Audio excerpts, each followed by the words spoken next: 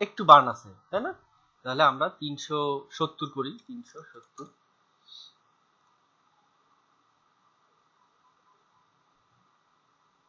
এটা আমরা নিতে পারি।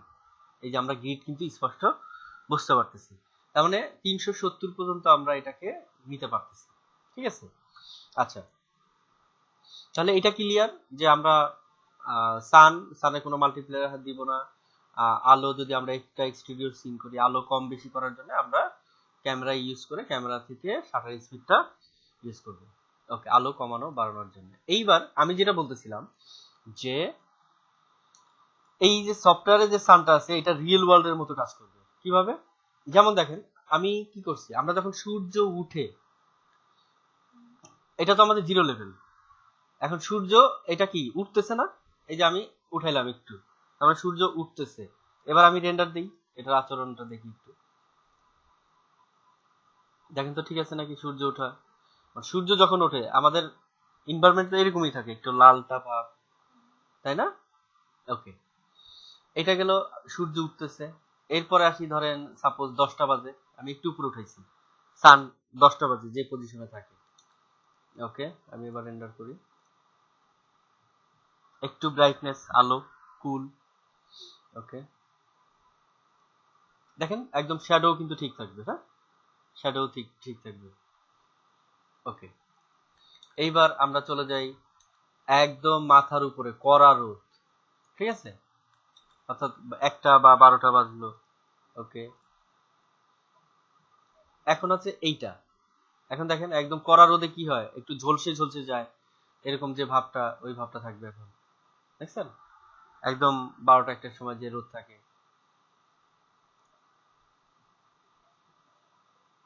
এই,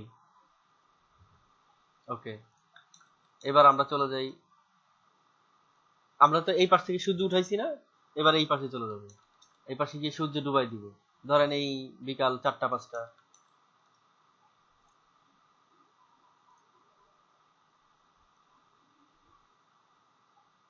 ওকে, মানে সন্ধ্যার আগ মুহূর্তে একটু লালটা লালটা যে ভাবটা থাকে।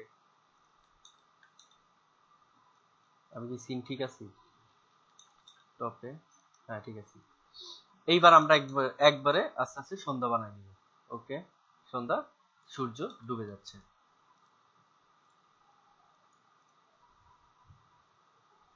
ডুবে যাচ্ছে। অর্থাৎ রিয়েল ওয়ার্ল্ডে যে ফিলটা, এই ফিলটাই কি করব আমরা এটাতে পাচ্ছি, একদম সেম এটাতে পাচ্ছি। ঠিক আছে, যদি সানটাকে আমি একটু দেখাই তাহলে আরো ক্লিয়ার হবেন। আমি ক্যামেরার ফোকাসে নিয়ে আসি। ওকে, যেভাবে ডুবে যায়, এই সূর্য ডোবার সময় যে একটা আভা তৈরি হয়, ওই আভাটা এখানে থাকবে। হ্যাঁ, ওকে, তাহলে হচ্ছে এই যে আমাদের মানে লাইটের যে খেলা, দেখেন আমাদের কিন্তু সবই ঠিক আছে, হ্যাঁ রিয়েল ওয়ার্ল্ডের সাথে সব মিলে যাচ্ছে কিন্তু আস্তে আস্তে। ঠিক আছে, শ্যাডো আমরা রিয়েল শ্যাডো পাচ্ছি, রিয়েল সবকিছুই কিন্তু আমাদের রিয়েলের মধ্যে থেকেই আমরা পাচ্ছি। তাহলে আমরা এখান থেকে কি কি শিখলাম, যে ডিফল্ট একটা ম্যাটেরিয়াল দিলাম, এবং ভিরে সান এবং ভিরে স্কাই কিভাবে কাজ করে। ঠিক আছে, ভিরে সানের প্রপার্টি যেটা বলে দিছি, হাত দেওয়ার দরকার নেই, শুধু সানটা ইউজ করব। ফিজিক্যাল ক্যামেরা কিভাবে ইউজ করে আমরা দেখলাম, এবং এক্সপোজার কিভাবে কন্ট্রোল করে সেটাও আমরা দেখলাম। ঠিক আছে, ওকে, এইটা গেল হচ্ছে আমাদের ভিরে সান, এইটা নিয়ে আপনি প্র্যাকটিস করেন। দেখেন এতটুকু ঠিক, ফার্স্ট ক্লাস তো একটু কম করে নিই, কারণ আপনি এতটুকু যদি বুঝতে পারেন আস্তে আস্তে এটা ইয়া হয়ে যাবে আর কি। ঠিক আছে, ফার্স্ট যেটা আমি একবার রিভিউ করি। ফার্স্ট যেটা হচ্ছে আমাদেরকে কাস্টমাইজ, কাস্টম ইউ এন্ড ডিফেন্স ফিচার থেকে ম্যাক্স ডট ভিরেটা দিলে আমাদের পুরো সেটআপটাই ভিরেতে চলে আসবে। দেন ম্যাটেরিয়ালস, রেন্ডার, এইগুলো আমাদের ভিরেতে চলে আসলো। আসার পরে এখানে আমরা প্রিসেট তৈরি করলাম একটা, যাতে বারবার না করতে হয়। এরপরে গামাটা ইম্পর্টেন্ট, এটা আবার বলে রাখি, গামাটা অনেক ইম্পর্টেন্ট কালার ম্যাপিং এর। আর হচ্ছে এখান থেকে আমরা প্রিফারেন্স গামা।